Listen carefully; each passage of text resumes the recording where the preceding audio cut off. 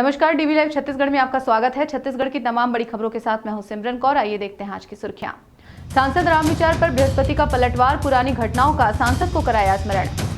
आधी रात पदयात्रा कर राजधानी पहुंचे किसान, कृषि मंत्री के बंगले के सामने दिया धरना।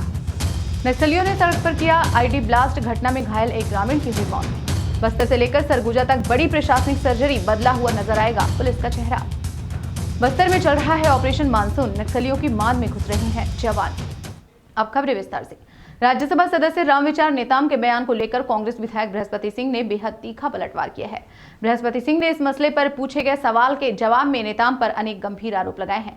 बृहस्पति सिंह टीएस सिंहदेव से पहले छत्तीसगढ़ के पूर्व गृह मंत्री रामविचार नेताम के ऊपर भी अपनी हत्या का षड्यंत्र रचने का आरोप लगा चुके हैं।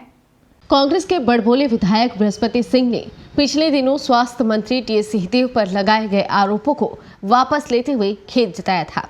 इसके बाद भाजपा नेता और राज्यसभा सांसद रामविचार नेताम ने भी अपने ऊपर लगाए गए आरोपों के लिए खेद जताने को बृहस्पति सिंह से कहा था। इसके जवाब में बृहस्पति सिंह ने उल्टे गंभीर आरोप रामविचार नेताम पर मढ़ दिए। बृहस्पति सिंह ने कहा कि किस बात की माफी मांगना है। उन्होंने रामविचार नेताम पर आरोप लगाते हुए कहा कि उन्होंने मंत्री रहते हुए नक्सलियों को हथियार खरीदने के लिए पैसा दिया था, जो चेरा गांव के बसंतपुर में पकड़ा गया था, या उनके मंत्री रहते दोहरा हत्याकांड हुआ था जिसको उन्होंने बचाने का काम किया था, या फिर पटवारी को मारपीट कर पेशाब पिलाए थे। लोढ़ा भी कहे शिव की भाई, कहावत सुने हैं गाँव का, सरगुजा में बोलते हैं। लोढ़ा भी बोलता है, लोढ़ा भी कहे शिव का भाई। वैसे नेताम जी बात कर रहे हैं। नेताम जी माफ़ी मांगने की बात मैंने वीडियो अपने डाला है, खुद भी रिकॉर्डिंग करके, और आप लोगों के माध्यम से ही बोला है। मैं ये जानना चाहता हूँ माननीय नेताम जी से, आपके माध्यम से जानना चाहता हूँ नेताम जी से कि किस बात की माफ़ी मांगवाना चाहते हैं वो। क्या मंत्री रहते नक्सलियों को हथियार खरीदने के लिए पैसा दिया था, जो चेरा गांव के बसंतपुर थाने पकड़ा गया था, उस मामले में वो माफ़ी मांगवाना चाहते हैं? या उनके मंत्री रहते अंबिकापुर में दोहरी हत्याकांड हुई थी जिसको उन्होंने बचाने का काम किया था और उसका हम लोगों ने विरोध किया था, जिसको जेल भेज दिया था हम लोग को मृतका के भाई के सहित, क्या उस मामले में माफ़ी मंगवाना चाहते हैं? रायपुर जिले के अभनपुर तहसील के सोनेसिल्ली गांव के दर्जनों ग्रामीण गांव से पैदल चलकर राजधानी पहुंचे। ये वही ग्रामीण हैं जिनकी बरसों से काबिज जमीन छीन ली गई। एसडीएम से मिले आश्वासन के बावजूद इन ग्रामीणों को इनकी जमीन नहीं मिली, जिसकी शिकायत लेकर ग्रामीण यहां पहुंच गए। छत्तीसगढ़ सरकार के प्रवक्ता और प्रदेश के कृषि मंत्री रविंद्र चौबे के बंगले के बाहर प्रदेश के वरिष्ठ विधायक और पूर्व पीसीसी चीफ धनेन्द्र साहू के निर्वाचन क्षेत्र अभनपुर से किसानों का एक जत्था आधी रात पैदल चलकर कृषि मंत्री के रायपुर स्थित सरकारी निवास पहुंचा। इन किसानों का आरोप है कि गांव के सरपंच, उप सरपंच उन्हें जमीन से बेदखल करने का प्रयास कर रहे हैं। अभनपुर के सोनेसिल्ली गांव के इन किसानों का कहना है कि पंचायत की तरफ से 51 साल पहले इन्हें खेती करने के लिए जमीन मिली थी, मगर अब इन्हें प्लांटेशन के नाम पर बेदखल कर दिया गया है। काफी दूर चलकर आए इन ग्रामीणों में से कुछ की हालत खराब हो गई है। बड़ी संख्या में ये किसान परिवार छोटे बच्चों और बर्तन सहित रायपुर पहुंचे हैं। कृषि मंत्री के सरकारी आवास के सामने बैठे इन किसानों को सुबह के वक्त पुलिस ने उठाना शुरू कर दिया।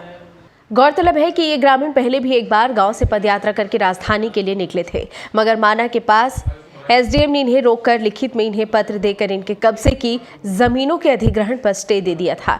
बावजूद इसके इनका आरोप है कि उनकी फसलों को जानवरों को चरा दिया गया। इनका संघर्ष अब भी जारी है। देखना है कि सरकार इनकी समस्या का किस तरह निराकरण करती है। छत्तीसगढ़ के दंतेवाड़ा में नक्सलियों ने बड़ी वारदात को अंजाम दिया है। दंतेवाड़ा के मालवेही थाना क्षेत्र में नक्सलियों द्वारा सड़क पर प्लांट किया गया एक आईडी ब्लास्ट हो गया, जिसकी चपेट में एक बोलेरो वाहन आया और इसमें सवार दर्जन भर लोग घायल हो गए। इनमें से एक की इलाज के दौरान मौत हो गई। छत्तीसगढ़ के दंतेवाड़ा की इस घटना के बारे में बताया जा रहा है कि नारायणपुर से बोलेरो में दंतेवाड़ा आते वक्त घोटिया चौक के पास आईईडी ब्लास्ट हुआ है। इस घटना में बोलेरो में सवार घायलों में 2 को काफी चोटें आई हैं। घायलों को पुलिस ने रेस्क्यू कर दंतेवाड़ा के अस्पताल में भिजवाया। यहां इलाज के दौरान धन सिंह नामक 30 वर्षीय युवक की मौत हो गई है। बस्तर इलाके में लंबे समय बाद इस तरह की वारदात हुई है, जिसमें नक्सलियों ने आम नागरिकों के वाहन को निशाने पर लिया है। घटना में घायल नागरिक बालाघाट मध्य प्रदेश के निवासी हैं और इस मार्ग से तेलंगाना जा रहे थे। दंतेवाड़ा जिले के मालेवाही पुलिस थाने के घोटिया गांव में आज नक्सलियों द्वारा सुबह 7:30 बजे आईडी ब्लास्ट कर सिविल बोलेरो को उड़ाया गया, जिसमें कि एक ग्रामीण की देहांत हो गया। 6 ग्रामीण जो है वो हॉस्पिटल में भर्ती हैं और 5 लोगों को फर्स्ट एड करने के बाद डिस्चार्ज कर दिया गया। नक्सलियों द्वारा लगातार ग्रामीणों के ऊपर इस तरह से हमले किए जा रहे हैं। कुछ दिन पहले ट्रेन को भी नक्सलियों द्वारा ऐसे ही गिराया गया था और अभी सिविल बोलेरो के ऊपर हमला किया गया है। क्योंकि शहीद सप्ताह के दौरान नक्सली सिक्योरिटी फोर्सेस पे किसी तरह का हमला नहीं कर पाए, तो ग्रामीणों और सिविलियंस में दहशत फैलाने के लिए इस तरह की घटना को अंजाम दिया गया। छत्तीसगढ़ में गृह विभाग ने पुलिस अधिकारियों की बड़ी प्रशासनिक सर्जरी की है। इस बार 107 अधिकारियों के तबादले किए गए हैं। अतिरिक्त पुलिस अधीक्षक से लेकर सीएसपी तक को स्थानांतरित कर दिया गया है। पूर्व में गृह विभाग ने डीएसपी से एडिशनल एसपी के पद पर पदोन्नति दी थी। अब इन अधिकारियों को नई पदस्थापना दी गई है। इस तबादले के बाद बस्तर से लेकर सरगुजा तक पुलिस का चेहरा बदला हुआ नजर आया। छत्तीसगढ़ के बस्तर संभाग में नक्सलियों के खिलाफ पुलिस ऑपरेशन मानसून चला रही है। इस मुहिम में लगे जवान लगातार उफनती नदी, नाले, पहाड़ और घने जंगलों को पार कर नक्सलियों के खिलाफ मोर्चा संभाले हुए हैं। इस ऑपरेशन के अब तक 65 दिन हो चुके हैं और अलग अलग जिलों में पुलिस को कई बड़ी सफलताएं भी मिली हैं।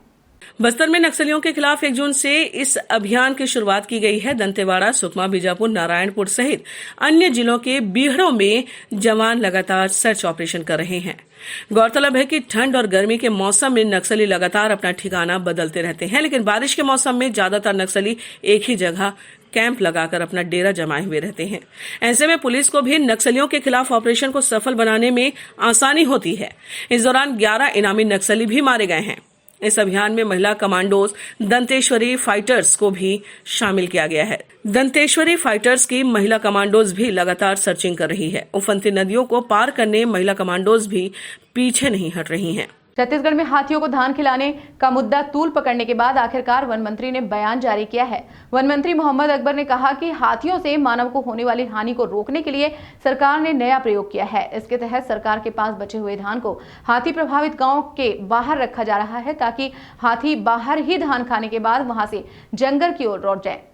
देखिए, सवाल इस बात का है कि यदि मान लो हाथी धान खा लेते हैं, 1 लाख करोड़ का बजट है छत्तीसगढ़ सरकार का, 307 हाथी टोटल हैं। सवाल नुकसान फायदे का नहीं है, सवाल जो क्षतिग्रस्त मकान होते हैं उनको देखना है, फसल रौंद दिए जाते हैं उनको देखना है, लोग मार दिए जाते हैं। ये कहना गलत है। कोई सड़ा हुआ धान नहीं है और डिपार्टमेंट टू डिपार्टमेंट ट्रांसफर है, अच्छा धान है।